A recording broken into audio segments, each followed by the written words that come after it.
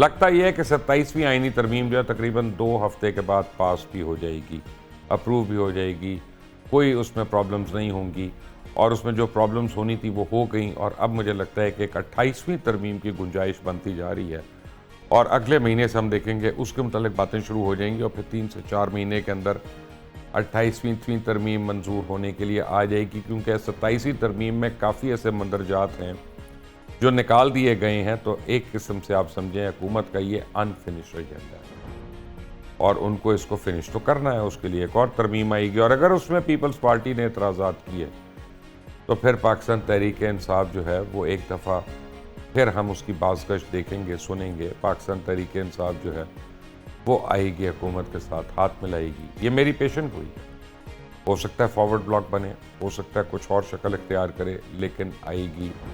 और आने वाले दिनों में मैं अपनी आपको तजुर्बे की और तज्ज़िये की बुनियाद पे कह रहा हूँ कि तहरीक इंसाफ जो है आपको पार्लियामान के अंदर बहुत इम्पॉर्टेंट रोल प्ले करती नज़र आएगी। ये सब कुछ 28वीं तरमीम के तनाजुर में मैं आपको कह रहा हूँ। अफ़गानिस्तान और पाकिस्तान का डेडलॉक बरकरार है, लेकिन आज जो अफ़गानिस्तान के स्पोक्स पर्सन ने जो प्रेस कॉन्फ्रेंस की वो बड़ी अहम है। वो क्या चीदा उसमें बातें हैं तो मैं चाहूँगा कि मेरे एक मेहमान आपको बताएं, क्योंकि मुझे अभी वही प्रेस कॉन्फ्रेंस के मतलब तफसीलात बता रहे थे। और न्यूयॉर्क के मेयर का एक फ़ायदा बड़ा है।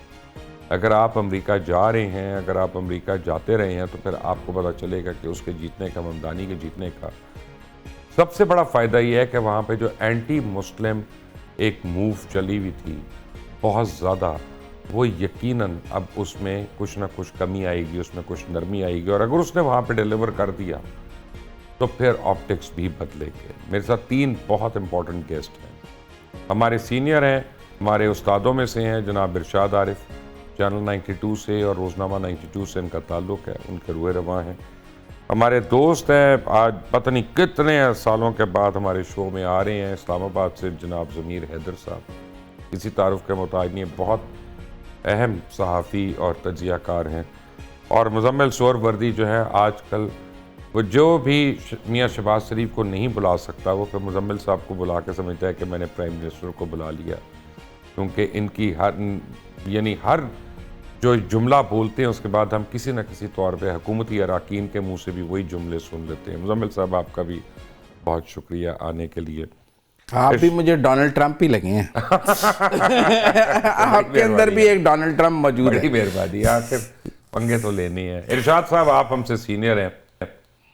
27वीं आईनी तरमीम जो हो रही है ये तो हो जाएगी, मेरा ख्याल 18-20 तक हो जाएगी, लेकिन अनफिनिश्ड एजेंडा रह गया। तो आप मुझसे एग्री करते हैं कि 28वीं तरमीम की अब फौरी तौर पे आमद है? मुर्शिद साहब, कल एक अहम हुकूमती दोस्त से मुलाकात हो रही थी, तो उन्होंने कहा कि जी हमने ये सोचा कि जो कुछ हमने करना है अस्करी क़यादत के लिए, जो हमारे फ़राइज़ में शामिल है वो तो हम करेंगे, तो साथ ही साथ हमारे जो 2010 से कुछ तहफ़्फ़ुज़ात 18वीं तरमीम के हवाले से, NFC अवार्ड के हवाले से और बाकी चीज़ों के हवाले से हैं, वो भी हम कर लें। लेकिन बिलावल भुट्टो साहब ने बड़ी ज़्यादती की कि उन्होंने उस हवाले से, हमारा ख्याल था कि वो इस पर कोई रिजर्वेशन ज़ाहिर करेंगे और फिर हम उनसे वो चीज़ें मनवा के इस पर कुछ ना कुछ गिव एंड टेक करेंगे, लेकिन उन्होंने इसको पहले ही मरहले में मंजूर करके और कह के जी इस पर तो हमारा कोई इख्तलाफ नहीं है, तो उधर आए तो हमें नॉकआउट कर दिया है। तो ये आप बिल्कुल दुरुस्त कह रहे हैं, मेरा भी यही नुक्ता नज़र है इस गुफ्तगू के सुनने के बाद कि 28वीं तरमीम भी अब सर पे खड़ी है। हुकूमत ये चाहती थी, मुझे एक, आप भी गालबन उस शायद मुलाकात में मौजूद थे जब जनरल बाजवा साहब ने हमें बताया था कि मियाँ नवाज शरीफ साहब मेरे पास आए या मैं उनके पास गया, उन्होंने कहा कि जी ये 18वीं तरमीम की वजह से तो विफाक चलाना बहुत मुश्किल हो गया है, तो हमारा तो बेड़ा गर्क कर दिया 18वीं तरमीम ने। उस वक्त हमने सोचा ही नहीं कि सारे वसायल सूबों को चले जाते हैं और हमारे पास करने को कुछ नहीं होता, और वसायल देने के बावजूद भी गवर्नेंस जो सूबे नहीं कर सकते, उनकी कैपेसिटी नहीं है, उसका इल्ज़ाम हमेशा हम पर आता है, वफाकी हुकूमत पर आता है, क्योंकि लोग तो ये समझते नहीं कि सूबों के इख्तियार क्या है, मरकज़ के क्या है। हुकूमत तो वज़ीर आज़म की समझी जाती है, वफाकी हुकूमत को ही हुकूमत समझा जाता है। तो वो तो चाहते थे कि NFC के हवाले से तालीम और सेहत के हवाले से, आबादी कंट्रोल के हवाले से, और जो चीज़ें हैं, कुछ वजारतें हैं वो वापस ले ली जाएं, लेकिन वो तो अब कुछ नहीं हो सका। लेकिन जो 243 के हवाले से और अदलिया के हवाले से इत्तेफाक राय हो गया है, तो मेरा ख्याल है हुकूमत इसी को गनीमत समझ रही है।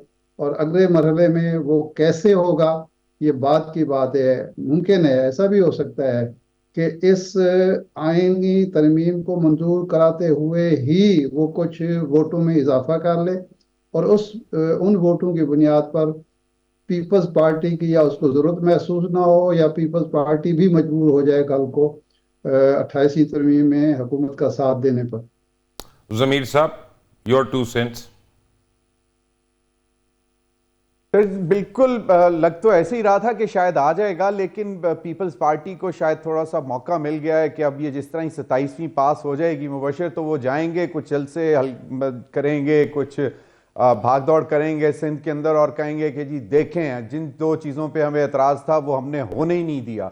लेकिन यू हैव अ पॉइंट, 28वीं तरमीम होगी, आनी है, और इसमें ख़ास तौर पर NFC के हवाले से कुछ मसाइल हैं, और वो यकीनन जो प्रोटेक्शन है, जो कि कहते हैं कि जी सूबे खुद कुछ करते नहीं हैं और जो प्रोटेक्शन लेते हैं वो उसकी बिना पर वो सरवाइव करते हैं, तो वो भी एक ज़रूरी चीज़ है। और दूसरा, जो 2 महकमों के हवाले से बात है, अभी तो हम तो सोच रहे थे कि शायद 18वीं तरमीम पूरी की पूरी वापस हो जाएगी, लेकिन अभी तक 2 महकमों की बात आई जिस पर पीपल्स पार्टी ने इतना रिएक्शन दिया। और आपको याद होगा कि जो उन्होंने अपना इजलास किया था, जो भी उनकी एक होती है सेंट्रल एग्जीक्यूटिव कमेटी या पीपल्स पार्टी की जो भी मशावरती इजलास था, उसमें उन्होंने NFC के वाले जो क्लॉज थी उसके ऊपर तो शदीद तहफ़्फ़ुज़ात और उसको मुस्तरद किया, लेकिन जो 18वीं तरमीम के हवाले से जो 2 महकमे वापस होने थे, उन्होंने कहा कि जी इस पर भी हमें एतराज़ है। तो वो एक चीज़ मतलब आउटराइटली रिजेक्ट करना, और बाकी दूसरी चीज़ को तो मुझे लगता है कि ये ऑन बोर्ड ही होंगे जब भी 28वीं तरमीम आएगी। फॉर द टाइम बीइंग इनको ये एक मौका मिल गया है कि जी कहेंगे कि जी देखें, हमारी इतनी अहमियत थी कि हमने 2 इंपॉर्टेंट चीज़ें 27वीं तरमीम में से निकलवा दी हैं, लेकिन जो 27वीं तरमीम में लेकिन असल मसला है ना जमीर साहब, एक बड़ा सीरियस मसला है। जो आप रेयर मिनरल्स की बात करते हैं, रेकोडेक की बात करते हैं, हमें पता है बलूचिस्तान गवर्नमेंट की वो कैपेसिटी नहीं है। It has to be a federal issue, तो इवेंचुअली तो वो लाना पड़ेगा ना आपको कहीं ना कहीं फेडरेशन के पास। बिल्कुल, ये सबसे इंपॉर्टेंट तो यही है। और it's not only Balochistan, KP भी है और सिंध इटसेल्फ भी है। पंजाब में शायद वो कहीं पे मिली थी चन्योट में, मुझे नहीं याद कि वो दोबारा वो सोना मिला है कि नहीं मिला, वो कहीं पे चन्योट के पास कहीं पे मिला था। तो लेकिन ये बाकी 3 सूबों के लिए तो ये बड़ी इंपॉर्टेंट चीज़ें हैं। और आपको मालूम होगा कि बड़ी हैवी किस्म की लेजिस्लेशन भी हो रही है सूबों के अंदर माइंस एंड मिनरल्स के हवाले से, कि इनको प्रोटेक्शन कैसे देनी है, कवर कैसे देना है। और क्योंकि बहुत ज़्यादा अगर एक्सपेक्ट कर रहे हैं कि इन्वेस्टमेंट आनी है, तो उसके लिए एक माहौल तो बनाना पड़ेगा, और उसके लिए फिर कुछ प्रोविंशियल लेवल पर भी कुछ लेजिस्लेशन उनको करनी तो पड़ेगी। यकीनन अगर वफाक के नीचे चले जाता है, और ये होना भी चाहिए, क्योंकि ये अगर एसेट पूरे पाकिस्तान का है, जितने रिसोर्सेज हैं वो पूरे पाकिस्तान के एसेट्स हैं, तो they should be under the control of federal government. लेकिन सूबों की अपनी कुछ ना कुछ इनपुट तो होगी, सूबों को कुछ ना कुछ लेजिस्लेशन तो करनी पड़ेगी, जिस तरह लीज एग्रीमेंट्स जो होंगे एटलीस्ट, क्योंकि वो उनकी जुरिस्डिक्शन में आएगी, प्रोविंशियल लैंड होगा, वो प्रोविंस का लैंड होगा, तो उसकी लॉज उन्होंने कुछ बनाने पड़ेंगे, उनको अमेंडमेंट्स करनी पड़ेंगी।